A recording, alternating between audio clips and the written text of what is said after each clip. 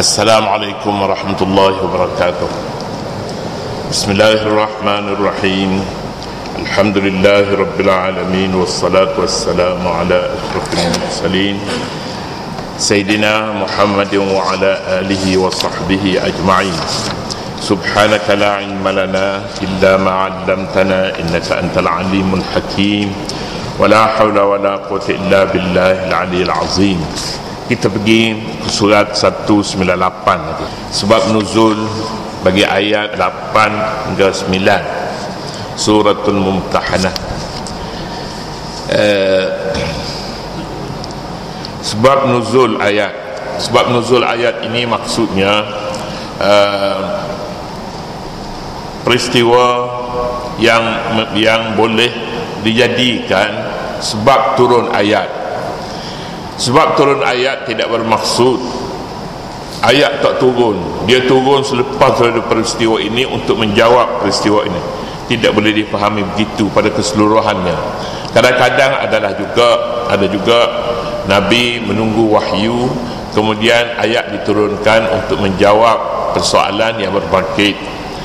Jadi tapi bukan semuanya begitu. Dan sebab nuzul ayat ini, ulama kita menulis buku-buku tentang asbabun nuzul, disebutnya asbabun nuzul, tetapi kebanyakannya tidaklah sahih. Tidaklah boleh kita berpegang kepada sebab nuzul ayat itu. Mana-mana kejadian yang berkaitan dengan sebab nuzul, maka kita kira ayat yang diturunkan itu itulah hukumnya. Tidak semestinya begitu. Sebab nuzul tidak lebih daripada peristiwa yang membantu untuk memahami ayat, supaya pahaman tidak terkeluar daripada landasan tafsir ayat, tidak terkeluar daripada landasannya. Jadi kita berpeganglah kepada apa yang disebutnya asbabun nuzul. Ramai orang menganggap asbabun nuzul itu semuanya sahih.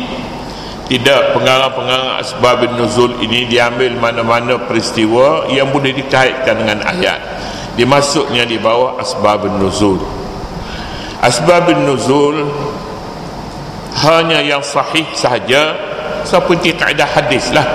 Hadis-hadis sahih boleh kita jadikan sebagai alasan ataupun tafsiran ayat. Tetapi yang tidak sahih kita boleh abaikan saja. Kita cari tafsiran yang berdasarkan kepada hadis, pada Quran dengan Quran.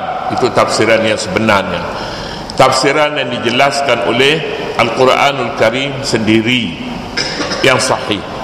Jika tidak ada ayat yang sesuai, maka hadis Nabi adalah merupakan jalan yang pertama untuk mentafsirkan ayat.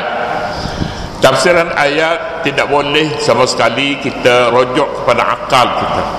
Akal kita rasa sesuai begini, maka sesuailah. Tak sesuai dengan akal, tak sesuailah. Itu salah sama sekali. Salah. Untuk memahami maksud firman Allah Subhanahu wa taala yang memerlukan satu perkara lain, iaitu pertama sekali hidayah. Kita awal-awal kita beriman kepada ayat itu, firman Allah yang mestinya benar dan kebenarannya 100%. Kebenarannya mutlak. Oleh kerana kebenarannya mutlak, dia tidak boleh ditafsirkan dengan sesuatu yang benarnya mungkin benar, mungkin tidak. Termasuklah hadis yang tidak sahih, termasuklah juga asbabun nuzul yang dikumpulkan oleh ulama dalam kitab-kitab mereka.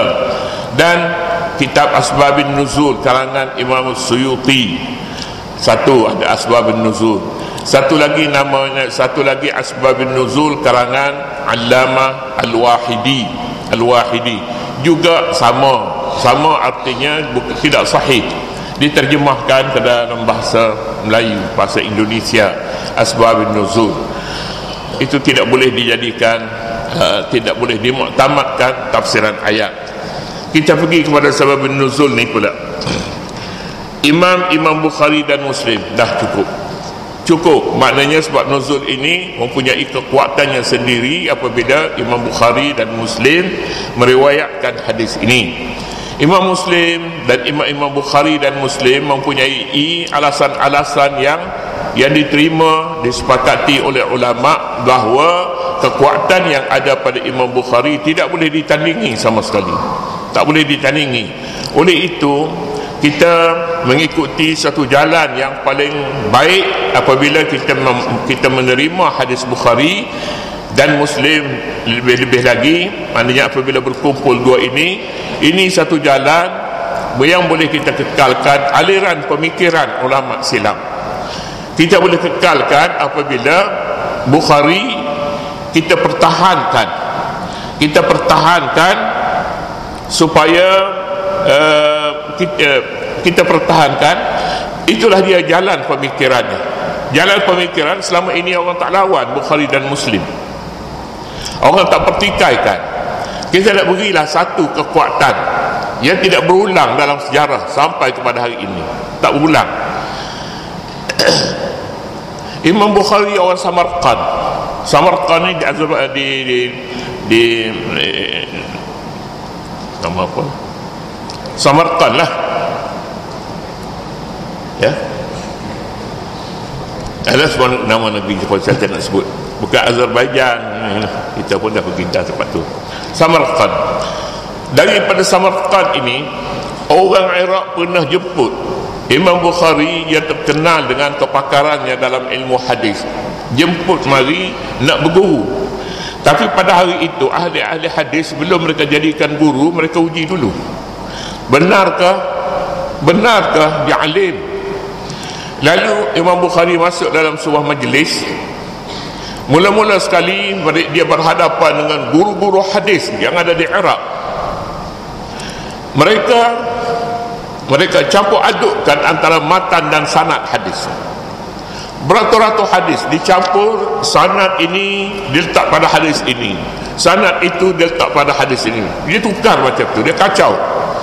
Jadi Imam Bukhari orang tanya, hadis yang diriwayatkan daripada fulan ini apa pandangan kamu? Sahih tak sahih? Dia kata tak tahu. Demikian juga hadis yang kedua, hadis yang sudah dicampur adukkan sanad dan matan. Imam Bukhari kata tak tahu. Sampai 10 hadis tak tahu. Mulalah orang dia berpaling pada satu sama lain. Dia kata, Azim macam mana ni? 1 sampai 10 hadis pun tak tahu. Tak tahu sanad, tak tahu matan, macam mana? Mulalah orang pertikaikan ilmunya. Sampai dia orang mulai bertanya, tak ada satu pun dia tahu. Imam Bukhari kata habis ke? Tanya lagi lah. Habis dah, cukup dah, kami dapat membuat kesimpulan apa yang ingin kami tahu pada hari ini. Lalu Imam Bukhari menyatakan begini, katanya, hadis yang pertama tadi sanadnya bukan itu sanad. Hadis yang ke-30 sanadnya menjadi sanad kepada hadis yang pertama. Hadis yang ke-30 itu hadis sanad pada yang ke-40 sanadnya dia betulkan semula ratusan hadis yang ditukar tempatnya itu kepada Imam Bukhari, dibetulkan.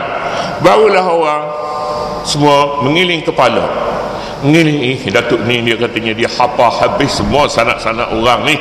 Baru orang tahu itulah dia Imam Bukhari. Imam Bukhari dalam amalannya tidak akan menulis mana-mana hadis, tidak akan tulis kecuali salat dulu 2 rakaat, minta hidayah daripada Allah Subhanahu wa taala supaya ditunjukkan kebenaran, kesahihan hadis itu, sesuatu hadis. Itulah dia. Dalam hadis ini Imam Bukhari berhadapan dengan satu masalah rijal ini mesti kita kena nyatakan mengapa kita tolak seorang itu daripada meriwayat hadis. Di dalam Bukhari dia ada awalah setiap hadis dia tulis haddatsana. Haddatsana tu maknanya dia nyatakan guru dia meriwayatkan. Haddatsana Qutaibah bin Muslim qala haddatsana Muhammad bin Ismail qala haddatsana fulan. Nama-nama orang ni Bila Imam Bukhari dia tolak seseorang daripada meriwayatkan hadis, dia kena nyata.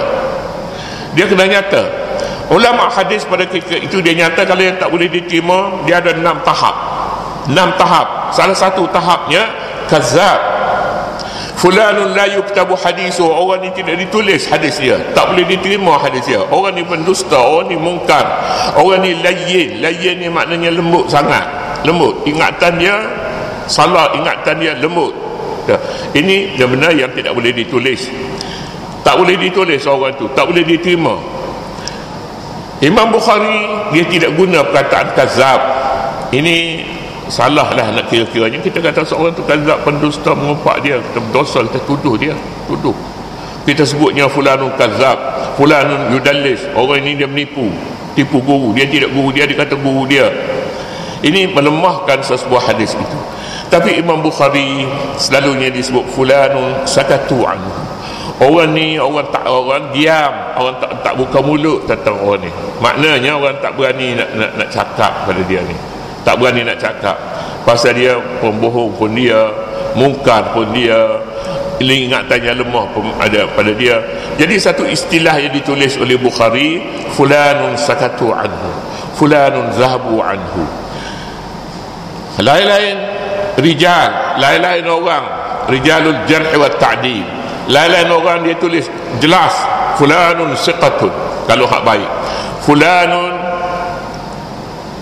wahid, fulanun hujjatun, fulanun, itu istilah yang baiklah kalau ditulis.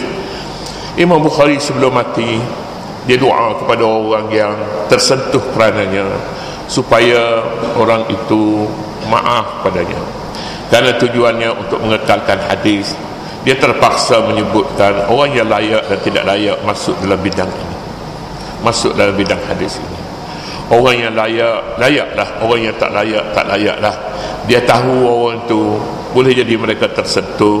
Ya Allah, jika Engkau tentukan aku akan berhadapan denganmu, maka aku terima, aku reda, tapi mohonlah dia maafkan segala kesalahan.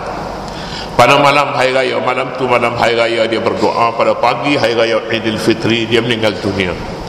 Maknanya kalau kita macam-macam dia tahulah, kita kata begitu. Kalau kita nak kata orang keramat lah macam ni dia tahu, dia berdoa habis-habis, dia doa untuk dia mati dalam keadaan semua orang maaf terhadapnya. Lalu pada pagi besok selepas salat subuh dia meninggal dunia pada pagi hari raya Idul Fitri.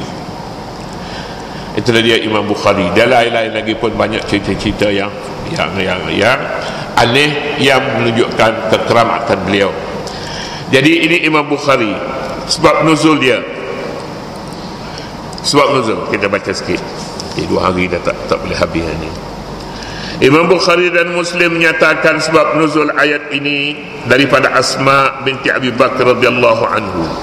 Qadimat ummi wa hiya musyrikatun fi ahdi Quraisy إذ عاهدوا فأتيت النبي صلى الله عليه وسلم فقلت يا رسول الله إن أمي قدمت وهي راغبة أفأصلها قال نعم صلي أمتي فأنزل الله فيها لا ينهاكم الله عن الذين لم يقاتلوكم في الدين. Jadi di sini fa'anzalallahu ayatnya la yanhakumullahu 'anil ladzina lam yuqatilukum fid din.